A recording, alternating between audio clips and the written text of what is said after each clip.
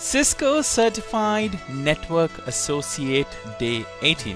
Welcome back everybody, I'm Imran Rafai, your trainer for this entire series. Today we're going to look at routing basics, right? And if you guys are following my video series from day 1 and you have gone through the series and reached day 18, you would have at this point learned the basics of switching, right? Now we're going to the next device, right? So if you know Cisco RNS, R stands for router and S stands for switches. So we have completed the basics of switching in the previous videos, and now we are starting to go into the other device, which is a router. And this series will now start moving into the routing topics. In this particular video, we will not be talking about Cisco routers, but we would be looking at the concept of routing, right? So without wasting much time, let's get straight into today's class. Right, so three things. We will look at a review, we will look at what we already know, and we will try to fit the router into the knowledge that we already have. So we understand how a router and a switch fits together. So we will have an understanding. So that would be what review would do. And then we will then look at what routing itself is. So we will understand what routing means and how routing works. And then we will look at the types of routing there is in this world, right? So we'll get into review like we said.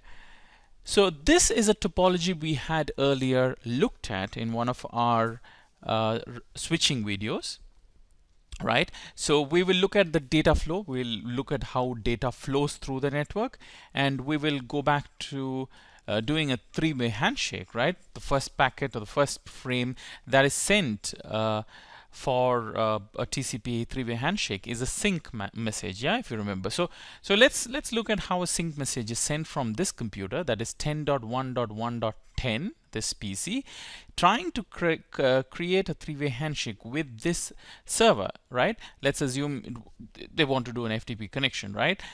So this IP address of this device is 30.1.1.10, right? So this device knows that it wants to send a port 21 connection, right? So it creates a random port, a random source port, if you remember.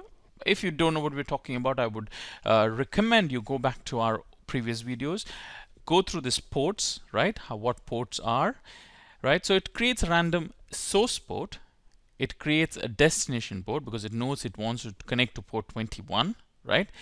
And then it looks at the next information that it puts there is layer 3 information. So it puts the IP address, that is 10.1.1.10, that's the source IP address. Then it puts the destination IP address, that's 30.1.1.10, right?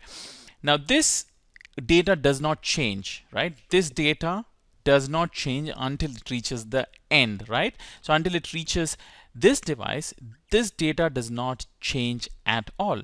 What changes is the MAC address information or the layer 2 information, like we discussed earlier, right? That's because switches can only look at layer 2 information. Like layer 2 information is the MAC address.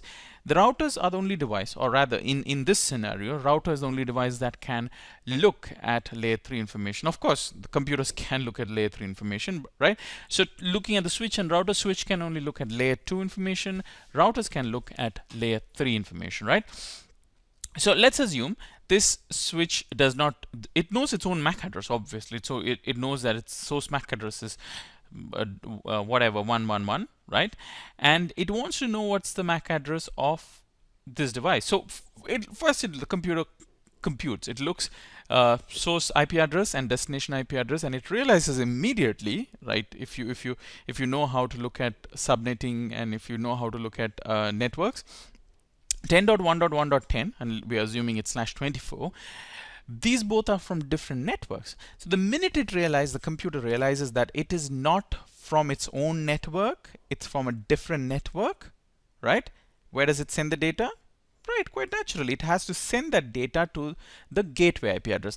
Now, the most common question I keep getting on these YouTube comments is how or who decides what the gateway IP address is. Firstly, as a network administrator, when you design the network, you give IP address to each of those devices. And now you give an IP address to the device, the router, whichever is the gateway device, you give an IP address. And that could be anything. It could be 10.1.1.117, for instance, right? That's a gateway IP address. So it's up to you. You can give any valid IP address in the range in your subnet, right? Now, as a general practice, it is either the first IP address or the last IP address, but there's no hard and fast rule which says it has to be a certain IP address. It could be any IP address in that valid range, right? So in this case, the administrator has set 10.1.1.1 as the gateway IP address. That is this router's F0/0 interface is given this IP address 10.1.1.1. And in this computer, when you configured that computer, you went to, let's say, for instance, you gave a static IP address on this computer. You gave an IP address, you gave a subnet mask of 255.255.255.0, and the next information, which asks for a default gateway, you would have put in this information saying 10.1.1.1.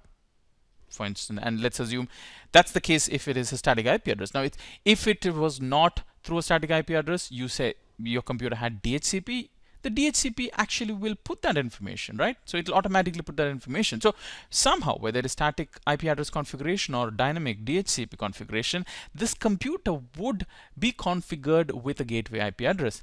That gateway IP address is there for this very scenario. When it realizes the communication that it is trying to achieve is with a client or a host on a different network, it has to send that packet or data to the gateway, right? So in this case, the gateway is 10.1.1.1. So this device knows that it has to send the packet or this frame to 10.1.1.1. But then this is the local network transfer, right? So whatever transmission that happens in the local network, the IP address has absolutely no significance. It's only about MAC address. So this computer, right, let's assume that it has not communicated with this device, at least now. The device has just come on, so it has never before communicated with that device. So it has to send an ARP message to ask for the MAC address. So it will send an ARP. What does the ARP contain? It contains the IP address. So it says, hey, who is 10.1.1.1? Please give me your MAC address. Now, since it's a broadcast message, the switch sends out that ARP onto all the ports, right? So all of those devices, including this router, receives that ARP. This device says, I'm not 10.1.1.1, right? It drops it. This device also says, I'm not 10.1.1.1. It drops it. This device, the router, receives that and says, yes, I am 10.1.1.1, and it puts his MAC address, right? This port's MAC address, right? Each port has a different MAC address. So this router puts the MAC address of this port F0/0, sends it out in the ARP reply. The ARP reply goes back to this device. Now this device knows the MAC address. So it puts that MAC address as the destination MAC address, and it sends that frame.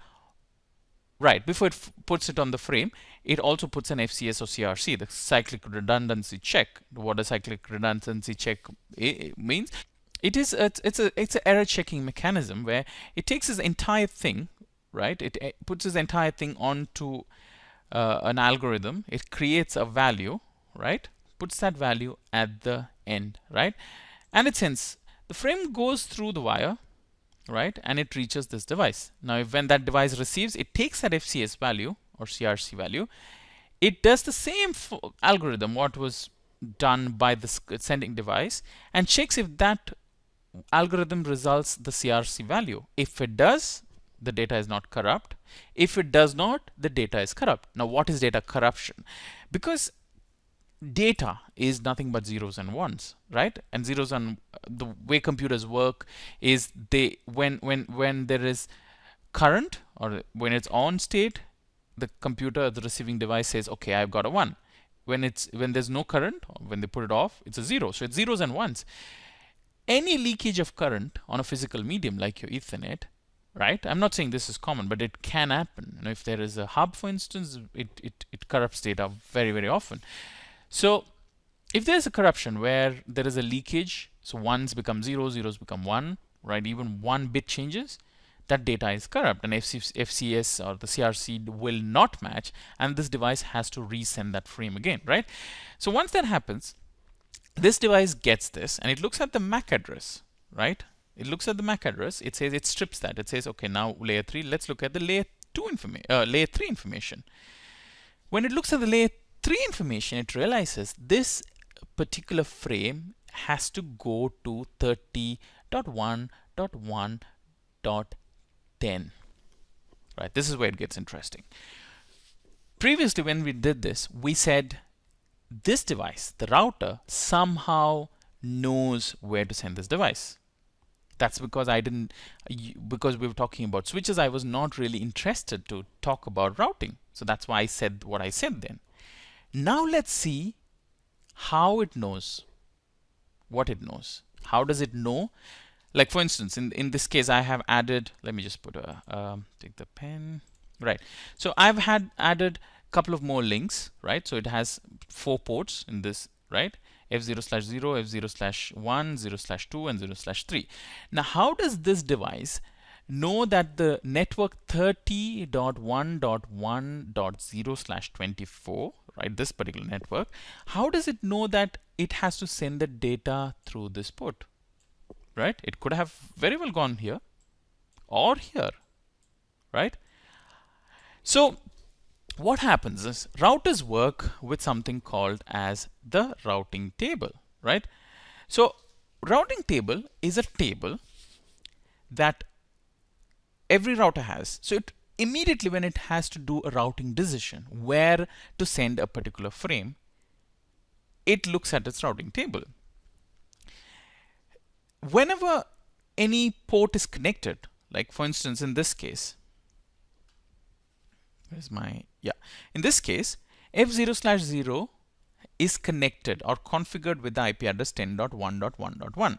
That means it is connected to the 10.1.1.0/24 network, right? Similarly, the F0/1 is configured with the IP address 20.1.1.0/24, right? Because it's configured with 1.1.1. So that means F0/0 is part of the 20.1.1.0/24 network. So these two networks, the 10.1.1.0 and 20.1.1.0 network, this device definitely has to know because it is directly connected to it, right?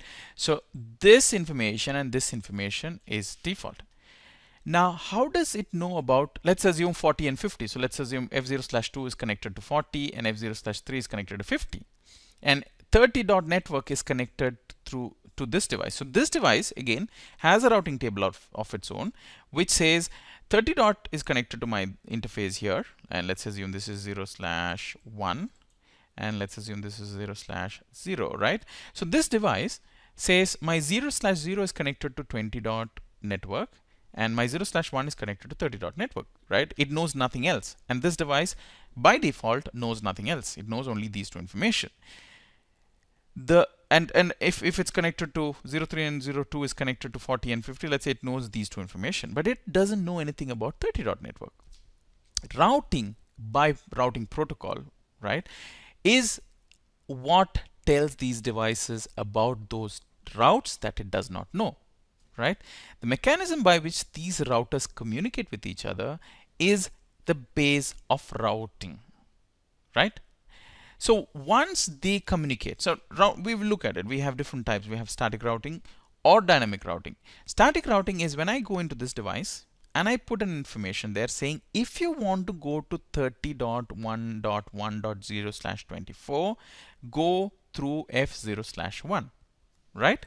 That's static routing. I can go and put that here. So this packet will come here, it'll go here, it'll go to this device, and then this device will look at it, it'll send here. But with this device will not be able to communicate back to 10.network because the data will come back here to this device. And this device will look at its routing table and it says, I know 20, I know 30, but I don't know where 10 is. So I need to go to this device and again put a static route saying, okay, you want to go to 10.network, please send it out on 0/0. So it has to send here, right? So I have to, when you do static routing, the problem is you have to statically go and configure that route up one either way. So going way, so I need to, on this device I need to configure 30.network, and on this device I need to configure the 10.network. Now it's easy when it is two router. If you have, let's say, 10 routers, you will have a tough time doing static routing, right? Then we need something called the dynamic routing, right? I think we're getting slightly ahead of our topic. So let's assume. So after this device looks at that packet and says, if you want to go to 30.network, please follow this path, that is F0/1. So it says, okay, fine. It puts the MAC address, source MAC address is BBB, and destination MAC address is CCC. It sends it out. That frame goes to this device. It takes it again, strips this layer 2 information, looks at layer 3 information. It says, okay, 30.1.1.10 is part of the 30.1.1.0 network, which I am connected to, and I know this device. So it says, fine, I'm going to put MAC address, source MAC address, destination MAC address, send it out, and this frame reaches this device. And this process continues. Like I said, this device has to now communicate back to part of the three-way handshake. It has to send that frame back, right? CCNA message. It has to send the CCNA message back to this device. So it comes to this device. This device looks at it. It looks, yeah, obviously when this device gets in, then it strips all that information, and then it looks at all that information, looks at this is a SYN message. It has to send a CCNA, right? So that's how it works. So when this device sends back, this router again looks at that information. It has to somehow learn, right? So you get an idea. This is where router was. I mean, this is where the switch was, which we learned earlier. And now we are looking at the routers, how routers are going to work, right? And that is where routing will come in. So what is routing basically? Let's assume we see such boards throughout our daily life. You know, when we commute, drive through the roads, we have these signs all around, right? So this is when you're approaching a roundabout. It says the first exit takes you to RAF Fairfax. The second exit takes you to the airport. The third exit will continue on M1, M4 south, right? The fourth exit is blocked. Fifth exit will take you to the town center, right? So basically what routing is, it is a way routers make decisions, right? Now this analogy is not absolutely the way routers work, because in this case you as a driver will make a decision where to go, right? But in the case of networks, the devices like the router will make a decision where to send the packets, where to send those frames, right? But then just to understand, a routing is basically creating those routing tables and making those decisions of where to send the data. So there are two types of routing basically, like we discussed, the static routing and the dynamic routing. So static routing is when you have two devices, right? For instance, let's say we have three devices. So let's say this is device 1, this is device 2, and this is device 3, right? And they're connected. So this is connected and this is connected. And this has a network, this has a network. Now, if this network wants to communicate with this network, and let's assume this is the 10.1.1.0, this is the 20.1.1.0, this is the 30.1.1.0, and this is the 40.1.1.0. So every interface of a router should be part of different networks. It could be different subnets, but different networks, right? So if devices from this 10 dot wants to communicate with 40 dot network, this router should know about, right, by default, like we discussed earlier, because this router 1, I'm going to give it a name, router 1, router 2, and router 3, right? Router 1 is connected to 10 dot network and 20 dot network, so it definitely knows about these two networks. It knows nothing else.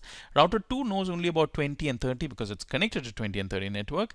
Router 3 knows only about 30 and 40 because it's connected to 30 and 40. Now in this case, if I want a communication happening between the 10 dot network and 40 dot network, I need to go to router 1.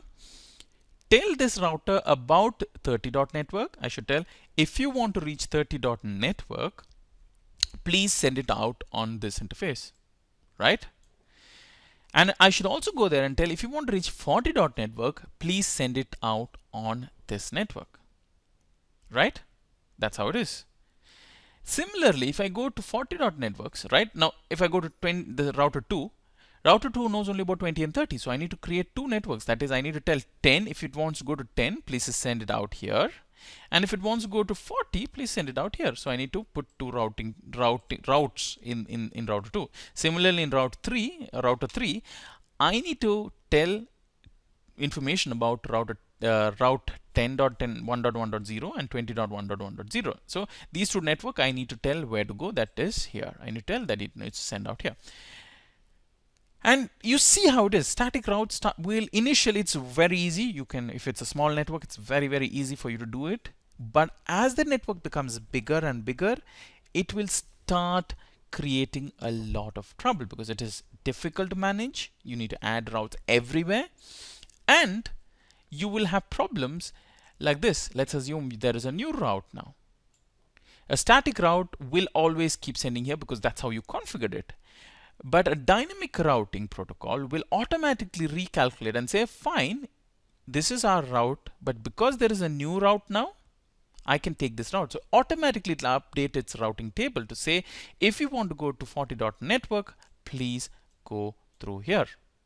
That's routing table. So basically, that's how the routing protocols work. So let's look at routing protocols. There are two types of routing protocols: the IGP, or the internal gateway protocols, and the EGP, external gateway protocol, right? IGP protocols are protocols which works with single autonomous system, right? In plain English, that means every router, let's say you're a small organization and you have 5 routers. If you're talking about communication between these routers, we use IGP.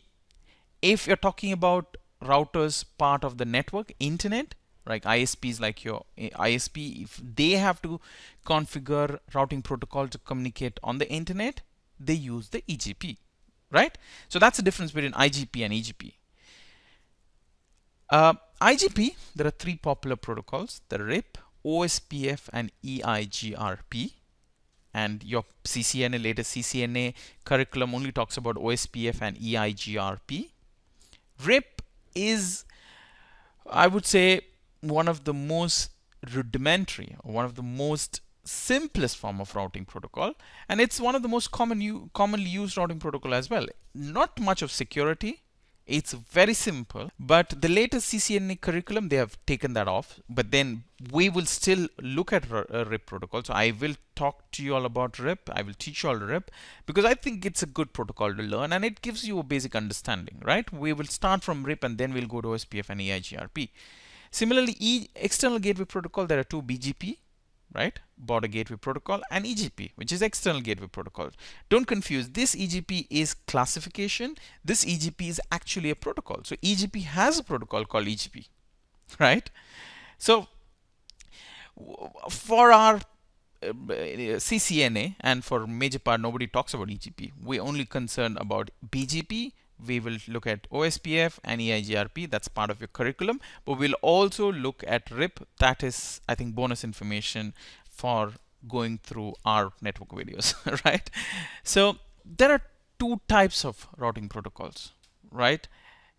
One is called as a distance vector, another is called as the link state. A distance vector only looks at the distance, right? For instance, if router 1 to router 4, if I want to communicate, there are 2 paths. One is direct path like this, right? Another path is like this: router 1, router 2, router 3, and router 4. If you're talking about distance vector protocols, so routing protocols that uses the distance vector method, it will always take the shortest path. It's called the shortest path first, right? So it takes the shortest path.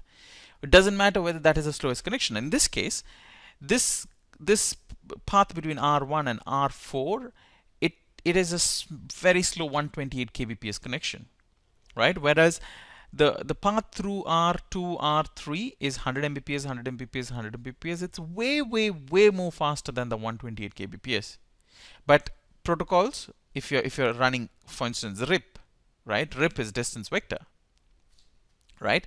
So if you're running RIP, which is a distance vector protocol, it will always, on this router 1 table, let's say we have some network here, we have some network here, and let's say this is the 10 dot network and this is the 40 dot network, right?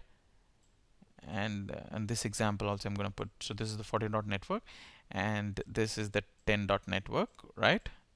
Now if I put this like this line, it doesn't mean it's just a line. That means that's a network, right? That's one of the shorthand writing. If you're drawing a network diagram, that's how you draw. If you don't want to draw computers by hand, right?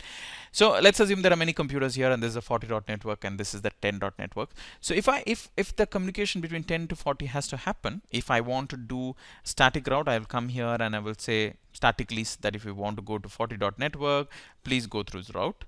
But if let's assume configure RIP, I go to this device R1 and configure RIP, I go to R4 configure RIP, R2 configure RIP, and R3 configure RIP, right?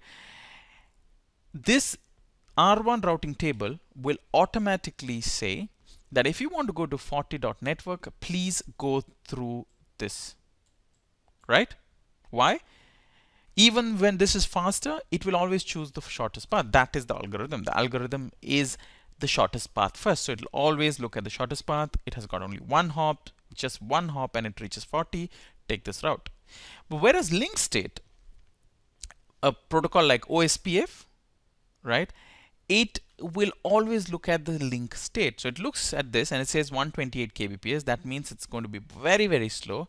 If I go through this, it's going to be a longer path, but because the speeds are much more, it will go like this. So if I go enable OSPF in all the 4 routers, this router R1's routing table will say if you want to go to 10 dot network, please go through R2, then R3, R4, and then reach here.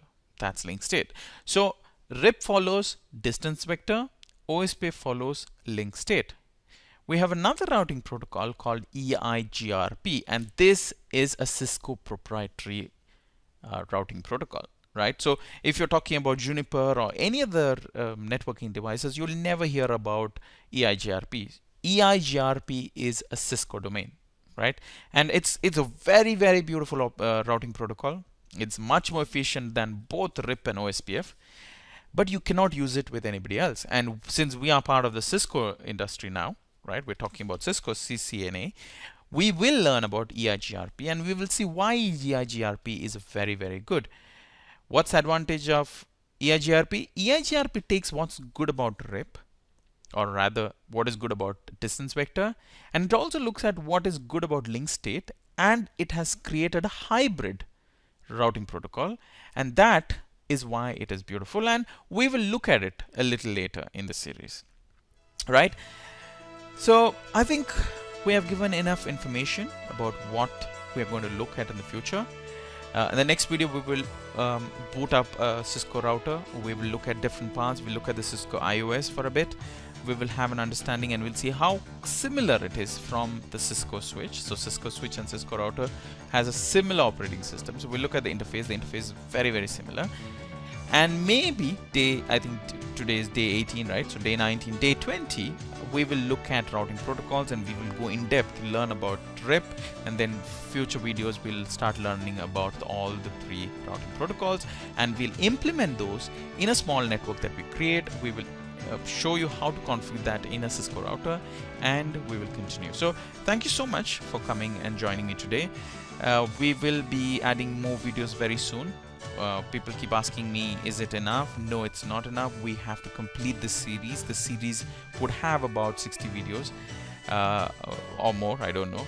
So I will tell you when it is right. So until I tell you you're ready for your exams, you're not ready for your exams. So if you're only following our series, that is, if you're looking at other books and stuff, then that's a different story. But if you're following only my series on CCNA, I will tell you when you're ready to take your exams, and we will be finishing this series very soon. We will be adding more and more videos, and we will try to increase the frequency, right? So thank you so much for joining me today. I will see you very, very soon in the next video. Thank you. Bye-bye.